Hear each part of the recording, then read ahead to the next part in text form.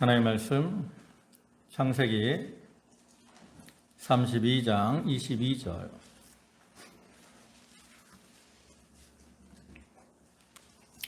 구약성경 창세기 32장 22절입니다.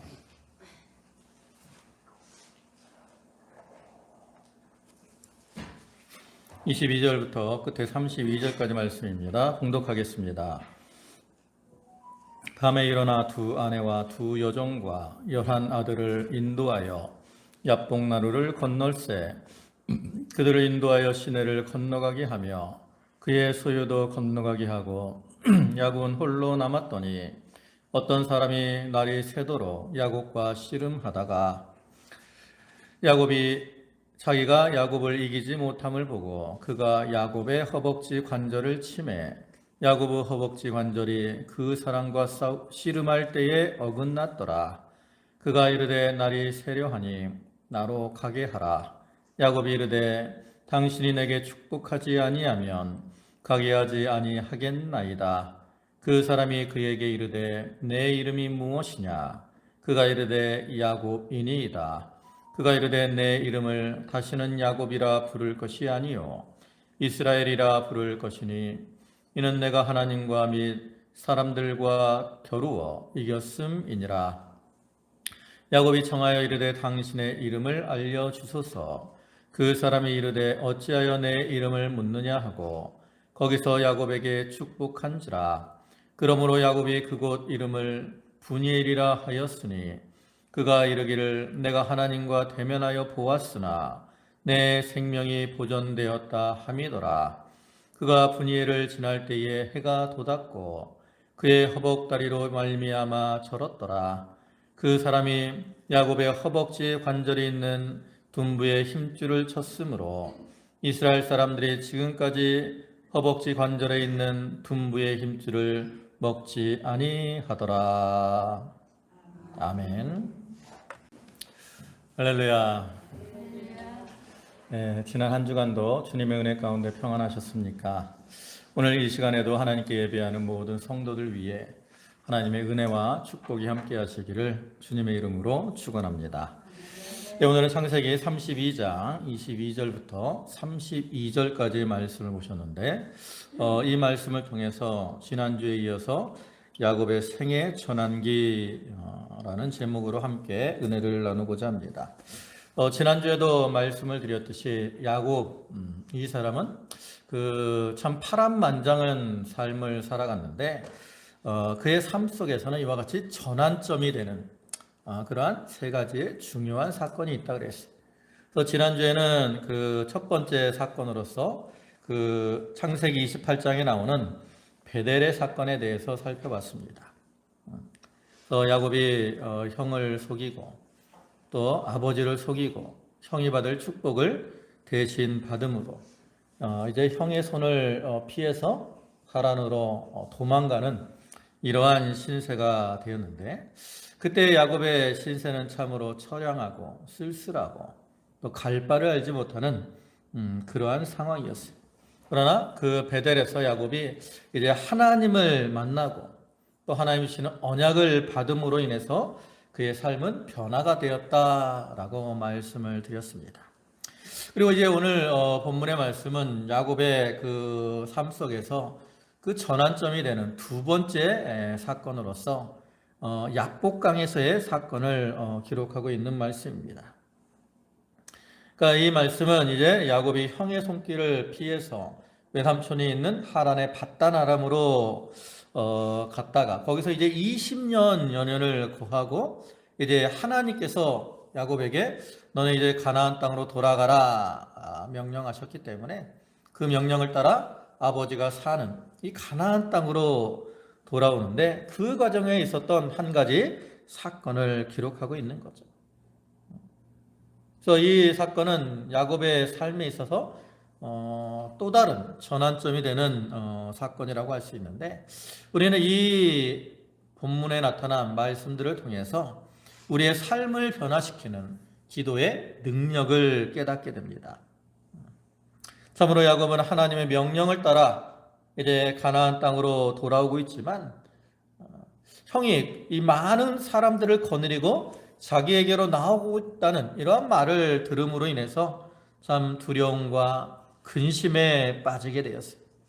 그러나 야곱은 야복강의 기도를 통해서 그러한 상황을 이기고 또 새로운 이름을 받는 것처럼 그의 삶은 새롭게 변화가 되었다라는 거죠. 이러한 야곱의 모습처럼 우리가 삶 속에서 여러 가지 어려움 또 고난 이런 것들을 당할 때가 있는데 우리도 이 기도와 야곱의 모습과 같이 기도를 통해서 우리가 기도하면 우리에게 닥친 그러한 어려움 또 고난 이런 것들이 변화되고 또 하나님이 주시는 위로와 평안을 누리는 자가 될 수가 있는 거죠. 그래서 우리가 본문의 말씀을 통해서 이런 야곱의 당한 처지와 또 그의 기도의 모습을 살펴보고 우리도 야곱과 같이 기도를 통해서 변화의 역사, 은혜를 체험하는 그러한 성도들이 되도록 해야 되겠습니다. 먼저 야곱의 기도에 대해서 살펴보기 전에 야곱이 당한 그러한 어떤 처지에 대해서 좀 생각을 해보고자 합니다. 야복강에 이르렀을 때 야곱의 상황은 어땠을까? 외적으로 드러난 모습과 내적인 그러한 상태가 있는데 외적으로 드러난 그 모습을 보면 야곱은 세상적으로는 좀 부족함이 없는 이러한 모습이었습니다. 앞에 27장과 28장에서 이제 야곱이 아버지를 속이고 형이 받을 축복을 대신 받고 그로 인해서 형이 이제 야곱을 죽이려고 하니까 그것을 안 어머니가 어떻게 해요? 야곱에게 가서 야곱을 그 내 오라비가 있는 그 밧단 아랍으로 보내서 그곳에 있는 처녀들 가운데 아내를 얻게 하자. 왜냐하면 그때 당시에 예서가 가나안 사람들의 딸들을 아내로 취했는데 그들이 이 야곱과 에서와 이삭 그다음에 리브가에게 근심이 되었다 그래서 근심이. 그러니까 그 며느리를 이 리브가나 이삭이 좋아하지 못한 거죠. 믿음으로 안 하니까. 그래서 그 며느리들로 인해서 근심하기 때문에 이제는 야곱은 그 외삼촌의 집 그쪽으로 보내서 그의 딸들 가운데 아내를 취하게해서 하나님을 섬기는 그러한 여자를 며느리로 얻자 이러한 의도로 이제 야곱을 보내게 된 거죠. 그러나 뭐 그러한 의도도 있지만 사실은 형 에서의 손길을 피해서 야곱을 피난시키려는 그러한 의도로 이제 어머니가 이삭에게 그렇게 말을 한 것이고 그래서 이제 야곱은 어떻게 합니까? 부모를 떠나서 외삼촌이 있는 그 하란의 밧단 아람으로 가게 되죠. 그때 야곱의 나이가 적은 나이가 아니라 그랬어요. 지난주에도 말씀드렸지만 약 한 70이 넘는 그러한 나이고 또 홀로 가는 외롭고 쓸쓸한 그러한 상황이라 그랬습니다. 그리고 이제 야곱이 그 외삼촌의 집에 가서 20년을 지내다가 이제 다시 아버지가 있는 이 가나안 땅으로 돌아오게 되는데 이 돌아올 때의 모습은 그 땅을 떠나서 갈 때와는 전혀 다른 부족함이 없는 이러한 모습이라는 거죠. 그 가정적으로 크게 번성을 했어요. 야곱의 아내가 몇 명입니까? 본처 둘, 레아와 라헬이 있고 또 그 본처들의 이 종인 비라와 실바를 첩으로 얻은 상태고요. 또 그들에게서 난 이 자녀들이 이때는 이제 베냐민이 태어나기 전이니까 11아들이 있었고 또 딸들도 있었어요. 딸들에 대해서 뭐 이제 자세하게 기록하고 있지 않지만 딸도 있습니다. 디나의 이제 강간 사건이 뒤에 일어나는 걸 보면 이렇게 자녀들이 가정적으로 아주 번성을 했고요. 또 물질적으로도 참 풍부한 이러한 상태였습니다. 뭐 야곱이 얼마나 많은 이 재물을 가지고 있는지는 정확하게 나타나 있지 않지만 우리가 본문을 보면 꽤 많은 부자였다라는 걸 알 수 있죠. 앞에 7절과 8절을 보시면 야곱이 심히 두렵고 답답하여 자기와 함께한 동행자와 양과 소와 낙타를 두 떼로 나누고 이르되 에서가 와서 한 떼를 치면 남은 한 떼는 피하리라 그랬어요. 그러니까 자기의 재산을 가축들이 많아서 어떻게 나눠요? 두 떼로 이렇게 나눌 수 있을 만큼 가축들이 많았다라는 거예요. 여기 떼라라는 말은 이제 마하나임 이러한 이제 단어를 사용합니다. 근데 이 마하나라는 단어가 군대라는 이러한 의미도 있어요. 그래서 이제 많은 군사, 보통 마하나임이라는 군대는 어떤 사단급 이러한 군대들을 보통 가리키거든요. 그러니까 이걸 두 대로 나눴다는 그만큼 가축들이 많았다라는 것을 알 수 있죠. 또 이제 야곱이 형을 위해서 예물을 준비하는 모습이 나오잖아요. 형의 마음을 좀 풀어보려고. 그 예물이 얼마나 많습니까? 바로 앞에 32장 13절 보면 야곱이 거기서 밤을 지내고 그 소유 중에서 형 에서를 위하여 예물을 택하니 암염소가 200이요 순염소가 20이요 암양이 200이요 순양이 20이요 전나는 낙타 30과 그 새끼요 암소가 40이요 황소가 10이요 암나귀가 20이요 그 새끼 나귀가 10이라 그랬어요. 여기 보면 기록된 정확하게 기록된 수만 봐도 암염소가 200이고 순염소가 20이니까 220, 또 양도 220, 그러면 440 아니에요? 거기다음에 전나는 낙타가 30이. 근데 그 새끼는 몇 마리인지 모릅니다. 새끼 한 마리씩 하면 새끼도 30 하면 60, 또 암소가 40이니까 100, 그러면 540, 또 황소가 10, 암나귀가 20, 그러면 570, 그 다음에 새끼가 10, 그러니까 최소한 580이라고. 여러분, 이 580마리라는 이 많은 이 가축을 형에게 예물로 드리고, 그래도 전혀 부담이 되지 않을 정도로 야곱은 많은 가축들을 가지고 있었다라는 거죠. 그러니까 이와 같이 그가 이 외삼촌 집에 거하는 동안에 세상적으로는 남부러울 것이 없는 이러한 모습으로 참 번성하고 부유하게 되었어요. 그러나 반면에 이 외적으로 이렇게 번들한데 내적은 어떠냐? 내적 심리 상태는 아주 불안하고 답답한 그러한 상황이었습니다. 야곱의 그러한 상태는 이제 그가 야곱을 고향을 떠날 때의 상황과 관련이 있죠. 아까도 말씀드렸지만 야곱이 왜 아버지 품을 떠나서 하란으로 가게 됩니까? 아버지를 속이고 형을 속이고 형이 받을 축복을 대신 받음으로 형의 미움을 받아서 피난, 도망을 간 거라고.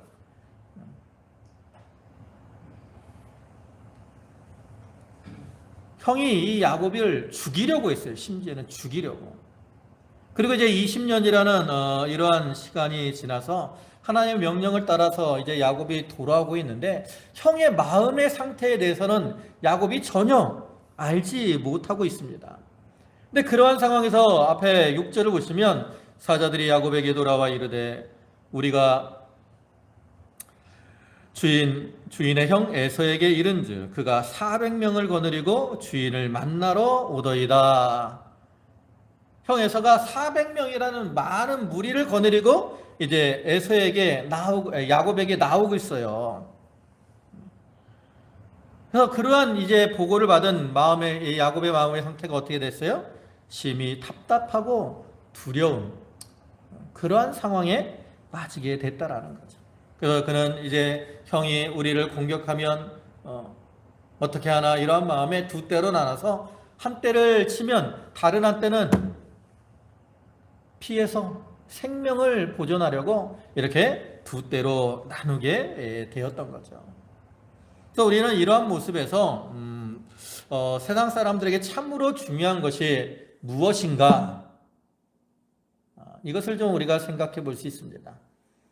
많은 세상 사람들은 물질적인 것, 어떠한 세상적인 성공, 이런 것들을 중요하게 생각을 하고 그를 위해서 수고와 노력을 많이 기울이지만 이 본문에 나타난 이 야곱의 모습에서 볼 수 있는 것처럼 우리가 세상적으로 아무리 잘 되고 형통할지라도 그 심령이 평안하지 못하면 그런 것들은 다 자기에게 아무 유익이 되지 못한다라는 거죠. 그래서 이렇게 야곱이 이제 그 심령이 참 답답하고 두려운 가운데 있었지만 이제 그는 이 야복강의 사건을 통해서 변화가 되죠. 바로 기도를 통해서 그의 상황이 변화가 되는 겁니다. 또 우리도 이러한 야곱의 모습과 같이 우리가 좀 심령이 답답하고 곤고한 그러한 상황에 처했을 때 기도를 통해서 기도로 그 상황이 변화된다라는 것을 우리가 깨달아야 되겠죠. 그러면 이제 야곱은 어떻게 기도했길래 그 상황이 이렇게 변화가 되었을까? 이 야곱의 이제 기도의 모습을 좀 생각을 해보면 첫째로는 가족과 재산을 다 먼저 보내고 홀로 부르짖는 그러한 기도의 모습입니다. 본문 22절부터 보시면 밤에 일어나 두 아내와 두 여종과 11 아들을 인도하여 야복 나루를 건널세 그들을 인도하여 시내를 건너가게 하며 그의 소유도 건너가게 하고 야곱은 홀로 남았더니 어떤 사람이 날이 새도록 야곱과 씨름하더라 그랬어요.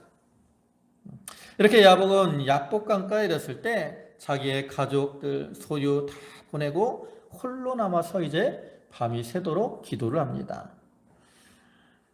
야곱이 이렇게 홀로 남아서 기도한다는 건 무엇을 의미할까? 첫째로는 그 전에 이렇게 의지하던 자기가 전에 귀하게 여기고 의지하던 이 세상의 것이 아무것도 아님을 깨닫고 이제 하나님만을 의지하려는 그러한 자세를 보여주는 겁니다. 우리가 성경을 통해 쭉 보면 이 과거의 이 야곱의 삶은 물질을 중요시하는 그러한 삶이었어요. 그래서 그런 야곱의 외삼촌의 집에 거할 때도 자기의 소유를 얻기 위해서 여러 가지 방법들을 연구하고 그것을 시행하기도 하죠. 그래서 앞에서도 말씀드린 것처럼 아주 번성하고 부유하게 됐어요. 그러나 이제 가나안 땅으로 돌아오면서 이렇게 형의 위협을 만났을 때 그는 자기가 이렇게 과거에 의지하던 중요하게 생각했던 이 세상의 물질 이런 것들이 자기에게 닥친 이러한 문제를 해결하는데 아무런 소용이 없다. 이걸 깨달은 거죠. 그래서 그런 이 세상의 것들을 다 내려놓고 이제 하나님만 의지하려고 그런 것들을 먼저 보내고 홀로 남아서 하나님께 부르짖고 있는 겁니다. 두 번째 이렇게 홀로 기도하는 이유는 고요한 가운데 하나님을 만나려고 하는 이러한 모습을 보여주는 거죠. 야곱은 자기의 가족 또 재산 자기의 생명 이것이 이제 자기의 기도에 달린 줄 알고 하나님과 이제 기도하되 고요한 가운데 하나님과 좀 더 긴밀한 깊은 교제를 나누기 위해서 가족들을 다 먼저 보내고 홀로 남아서 기도하고 있는 겁니다. 여러분 우리가 기도할 때 마음을 합해서 함께 기도하기도 하지만 그렇다고 해서 우리가 더 중요한 기도는 뭡니까? 이렇게 고요한 가운데 자기가 긴밀하게 하나님과 교제하는 그러한 기도를 드려야 돼요. 그래서 예수님께서도 이 세상에 오셔서 기도를 많이 하셨지만 어떤 특별한 중요한 일을 앞두고는 어떻게 기도하셨어요? 홀로 기도를 하셨습니다. 그래서 마태복음 14장 23절 보시면 무리를 보내신 후에 기도하러 따로 산에 올라가시니라 저물매 거기 혼자 계시더니 그랬어요. 예수님이 이때는 언제냐면 오병이어의 이적을 행하신 이유입니다.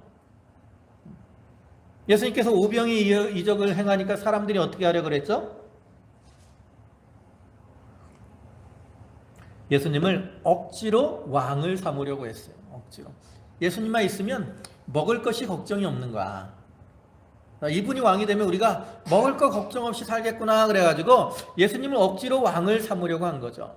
근데 예수님은 그것이 자기에게 닥친 시험인 줄 알고 제자들을 먼저 갈릴리 바다를 건너가게 하시고 자기는 홀로 그 시험을 이기기 위해서 기도를 하신 거예요.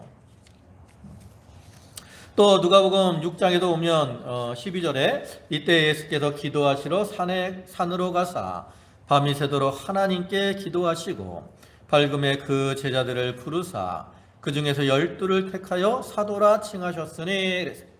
이때도 예수님이 이제 홀로 산에 올라가서 기도하시는데 왜 이렇게 홀로 기도하십니까? 12사도를 택하시기 위해서. 사도를 택하는 일이 참으로 귀하기 때문에, 중요하기 때문에 그들을 택하기 위해서 이렇게 또 하나님 앞에 올라가서 홀로 기도하신 거죠. 또 마태복음 26장 39절을 보시면 조금 나아가사 얼굴을 땅에 대시고 엎드려 기도하여 이르시되 내 아버지여 만일 할만하시거든 이 잔을 내게서 지나가게 하옵소서. 그러나 나의 원대로 마옵시고 아버지의 원대로 하옵소서 하시고. 이거는 우리가 잘 아는 겟세마네 동산의 기도인데 이때도 예수님이 십자가를 앞에 두시고 제자들과 함께 겟세마네 동산으로 가셨지만 또 거기서 제자들을 두시고 홀로 거기서 이렇게 더 나아가서 하나님 앞에 간절히 기도하신 것을 볼 수 있어요. 그래서 예수님은 이렇게 중요한 일을 앞두고 고요한 가운데 홀로 하나님 앞에 하나님과 친밀한 교제를 하며 깊은 기도를 드렸던 거죠. 이 야곱도 이렇게 가족들을 보내고 참 하나님의 도우심이 없으면 자기의 문제를 해결할 수 없기 때문에 하나님과 깊은 긴밀한 교제를 나누기 위해서 이렇게 골방에 들어가는 것과 같이 고요한 가운데 하나님 앞에 기도하려고 이렇게 한 겁니다.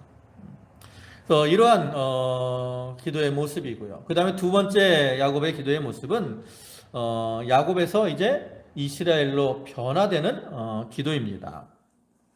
보면 27절입니다. 그 사람이 그에게 이르되 내 이름이 무엇이냐? 그가 이르되 야곱이니이다. 그가 이르되 내 이름을 다시는 야곱이라 부를 것이 아니요 이스라엘이라 부를 것이니 이는 내가 하나님과 및 사람들과 겨루어 이겼음이니라. 이 말씀처럼 야곱은 이제 이 기도를 통해서 하나님으로부터 새로운 이름을 부여받습니다. 근데 여기서 야곱이 새로운 이름을 부여받았다라는 것은 단순히 그냥 이름만을 바꾼 것을 의미하는 것이 아니고요. 그 사람의 인격이 변화된 것을 의미하는 겁니다. 야곱은 기도하기 전에는 이 야곱이라는 그러한 이름을 가지고 살았어요. 야곱의 이름이 뜻이 뭡니까? 지난주에 말씀드렸던 것처럼 발 뒤꿈치를 잡은 자라는 뜻이죠. 그래서 그것은 그 야곱의 욕심 많은 이러한 성품을 나타내는 것이라 그랬어요. 근데 기도 후에는 이스라엘이라고 하는 새로운 이름을 받았습니다. 그럼 이스라엘이라는 이름의 뜻은 뭐예요? 본문에서 말씀하고 있는 것처럼 하나님과 겨루어 이겼다라는 뜻입니다. 이러한 이름처럼 이제 야곱이 새로운 삶을 살 것을 의미하는 거예요. 그래서 야곱이 저 욕심을 따라 살던 그러한 이 야곱과 같은 인격에서 이제 하나님의 뜻을 하려고 하는 그러한 모습으로 인격이 변화가 되었기 때문에 하나님께서는 야곱에게 이제 새로운 이스라엘이라고 하는 이름을 준 거죠. 그러면 야곱이 이렇게 그 인격이 변화된 방법은 뭐예요? 야곱이 이 인격이 변화된 것은 바로 회개를 통해서 자기 자신이 깨어졌기 때문에 그렇습니다. 본문을 보면 야곱의 이 기도의 모습을 무엇에 비유로 합니까? 씨름에 비유로 합니다. 씨름에 비유하는 것은 하나님이 원하시는 것과 야곱이 원하는 것이 서로 겨루고 있는 것을 의미하는 거예요. 그럼 여러분 야곱이 원하는 건 뭐예요? 야곱이 원하는 것. 야곱이 지금 원하는 것은 형 에서의 손에서 자기와 자기의 가족들이 구원을 받는 것을 원하죠. 그래서 야곱은 하나님 앞에 그렇게 기도하는 거예요. 하나님 살려주세요. 형 에서가 군대를 거느리고 나를 죽이려고 오고 있습니다. 나를 살려주세요 라고 부르짖는 거죠. 반면에 하나님이 그러면 야곱에게 원하시는 건 뭐예요? 과거에 그가 잘못한 것을 회개하기를 원하시는 거죠. 근데 야곱은 이렇게 하나님이 원하시는 대로 기도하지 않고 자꾸만 뭘 해달라고 기도하는 거예요? 그냥 자기 욕심을 따라서 그냥 살려달라고만 기도하고 있는 거죠. 그러니까 하나님이 어떻게 하시는 거예요? 그의 환도뼈를 쳐서, 여기 허벅지 힘줄이라고 했는데 옛날 개역 성경에는 환도뼈라 그랬어요. 환도뼈를 쳐서 이제 그를 거꾸로 들이므로 야곱으로 하여금 자기의 잘못을 철저하게 깨닫고 회개하도록 하신 것이고, 그렇게 야곱이 이제 자기의 잘못을 깨닫고 철저하게 회개할 때 그걸 통해서 이제 야곱과 같은 인격이 끼어짐으로 하나님께서는 그에게 이스라엘이라고 하는 새로운 이름을 내려주신 거죠. 여러분, 오늘날 우리도 이 기도를 통해서 자기가 조금씩이라도 변화되는 그러한 자들이 되어야 됩니다. 보통 우리는 자기 자신이 부족한 걸 잘 알아요. 내가 무엇이 부족한가. 다른 사람들은 잘 모르더라도 나는 나에 대해서 그래도 좀 잘 알잖아요. 근데 우리가 이 신앙생활 하면서 10년이 지나고 20년이 지나도 자기가 이 부족한 것이 이 변화되지 않고 여전히 그 부족한 모습으로 살아가고 있다면 이게 얼마나 안타까운 모습이겠어요. 하나님, 우리가 예수를 믿고 좀 새로운 모습으로 신앙이 자라나고 믿음이 자라나고 우리의 인격이 그리스도를 닮아나감으로 변화되는 그런 자가 되기를 원하시거든요. 그래서 우리는 그것을 위해서 자기의 그 부족한 것들, 이런 것들을 찾아서 철저히 회개하고 그것을 깨트림으로 좀 새로운 사람으로 변화가 되어져 나가야 되는 겁니다. 근데 문제는 뭐예요? 이러한 변화의 역사가 쉽게 되는 거냐? 그렇지 않다라는 거죠. 본문에서도 이 야곱의 이 기도를 씨름의 비유로 하는 것처럼 우리가 힘쓰고 애를 써야 변화가 될 수 있어요. 그래서 얼마나 힘이 드는지 갈라디아 4장 19절에서는 뭐라고 합니까? 나의 자녀들아, 너희 속에 그리스도의 형상을 이루기까지 다시 너희를 위하여 해산하는 수고를 하노니. 이 그리스도의 형상을 이룬다라는 거, 이것이 바로 우리의 인격 성품이 그리스도를 닮아나가고 그리스도의 사람으로 변화가 되는 것을 의미하는 건데, 그것이 쉽게 되지 않기 때문에 바울은 무슨 수고를 한다고요? 해산하는 수고를 한다고. 해산하는. 여자들 애를 할 때 얼마나 힘이 듭니까?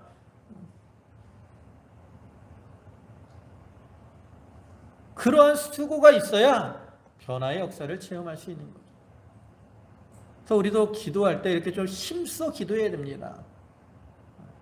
우리가 좀 간절히 바라는 게 있으면 간절히 부르짖어야 돼요. 우리가 예수를 믿는다고 하면서 과연 얼마나 이렇게 하나님 앞에 간절히 부르짖습니까? 요즘은 사람들이 너무나 평안하니까 요즘 우리 뭐 부족한 게 별로 없잖아요. 먹고 사는데 뭐 부족한 게 별로 없다고. 그러니까 기도가 옛날보다 기도 생활들에 게을러지는 거죠. 하나님이 우리에게 고난을 주시는 목적이 바로 그거예요. 기도하도록 하기 위해서. 기도해야 변화가 되고 그래야 하나님의 은혜를 체험할 수 있기 때문에 하나님은 우리가 꼭 기도하라고 고난을 주시는 거죠. 우리는 이 기도를 통해서 이와 같이 자기가 좀 변화되는 그러한 역사를 좀 체험을 해야 됩니다. 네, 세 번째 야곱의 기도는 어떤 기도냐면 하나님을 이기고 사람을 이기는 기도입니다. 거기 앞에 28절을 다시 보시면 하반절에 내가 하나님과 및 사람들과 겨루어 이겼음이니라. 옛날 개역 성경에서는 이는 내가 하나님과 사람으로 더불어 겨루어 이겼다 그랬어요. 그러니까 개역 성경을 볼 때는 이제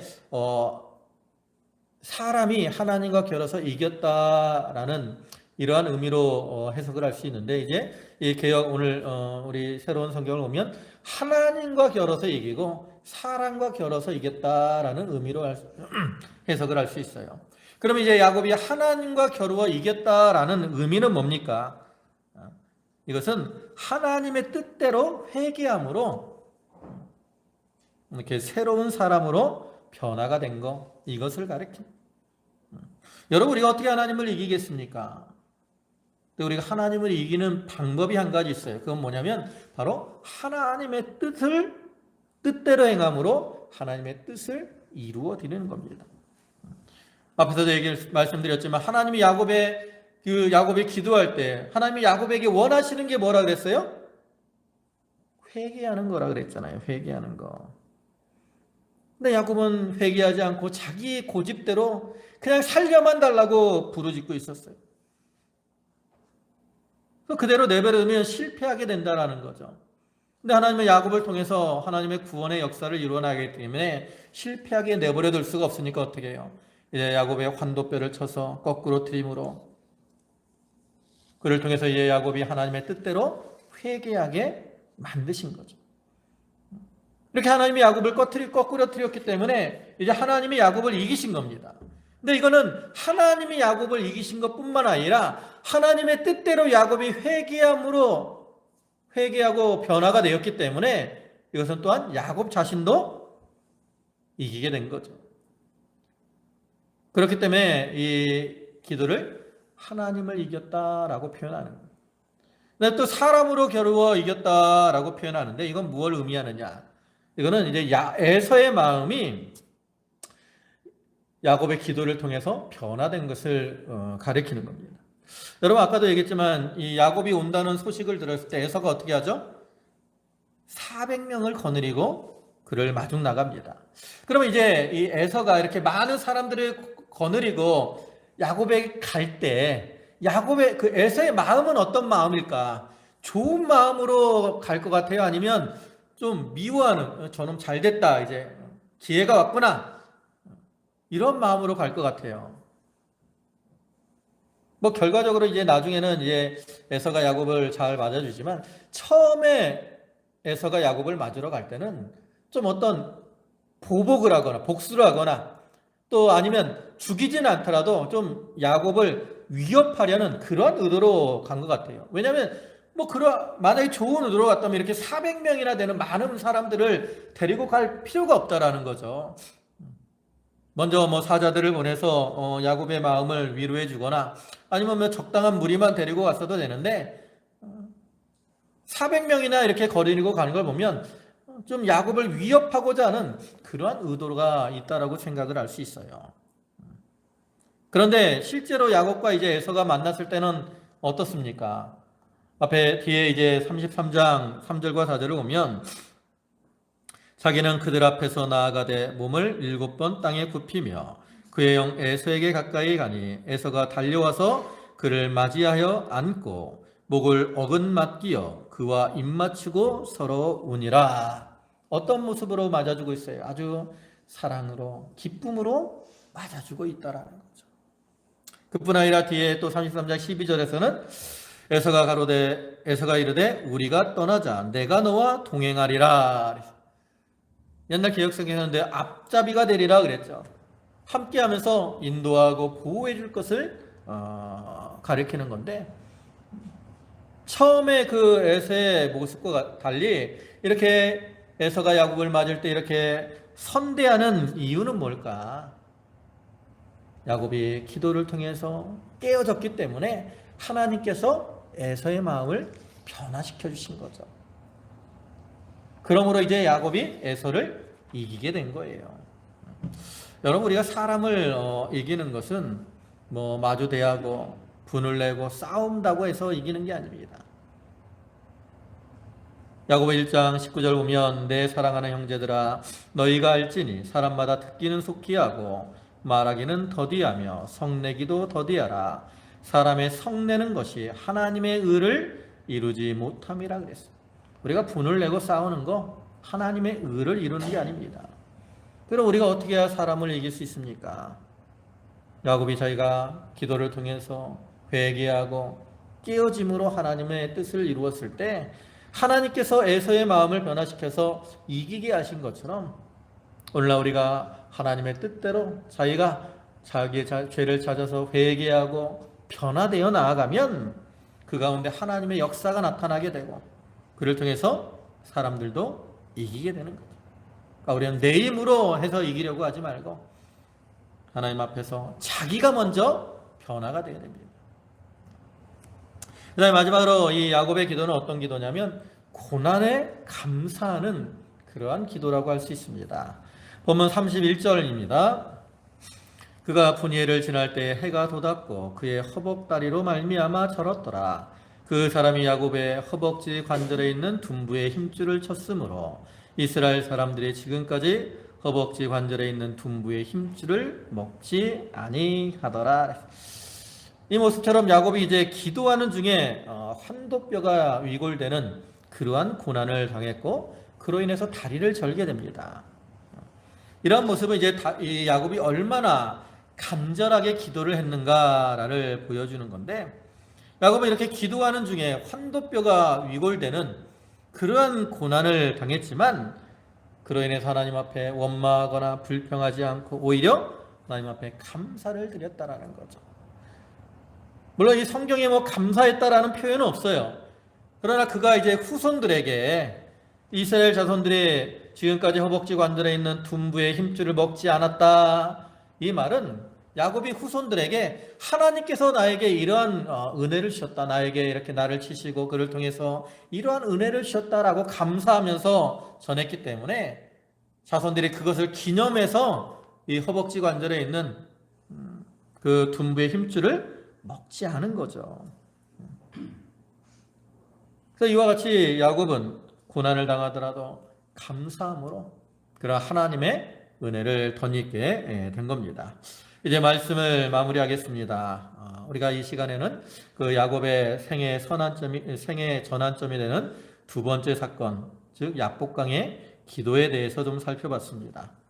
참으로 야곱이 세상적으로는 부족함이 없고 부요한 이러한 상황이었지만 그 심령은 참 답답하고 또 곤란한 이러한 상황이었어요. 그러나 기도를 통해서 그 상황이 변화되고 그의 삶이 변화가 되었습니다.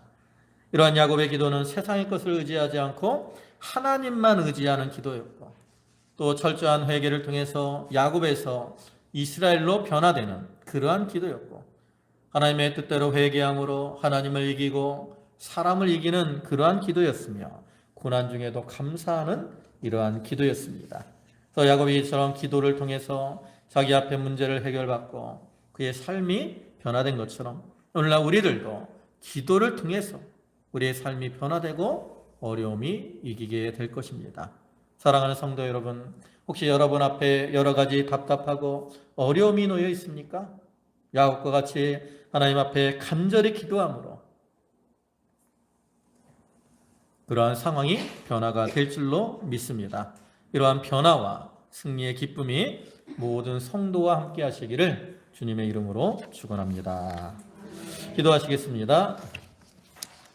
만유의 주가 되시고 자비와 사랑과 공의를 풍성하신 주님, 이렇게 야곱이 이제 하나님의 명령을 따라 가나안 땅으로 돌아올 때 형 에서가 400인을 거느리고 나오고 있었고, 그로 인해서 참 야곱의 마음은 답답하고 곤고한 가운데 처하게 됐습니다. 그때 이 야곱이 이 야복강에서 하나님 앞에 기도하되 가족들을 다 보내고 고요한 가운데 하나님 앞에 홀로 기도하며 또 회개를 통해서 야곱에서 이스라엘로 변화되며 또 하나님을 이기고 사람을 이기고 고난 중에 감사하는 이러한 기도를 드렸고, 그를 통해서 이제 그의 상황이 변화되고 그의 삶이 변화가 되었습니다. 아버지 하나님, 오늘날 우리의 삶 속에도 우리를 힘들게 하고 답답하게 하는 이러한 일들이 닥쳐올 때가 있는데, 우리도 그러한 때에 야곱과 같이 기도를 통해서 그러한 상황을 이기고 삶을 변화시키는 저희 모두가 되게 하여 주시옵소서.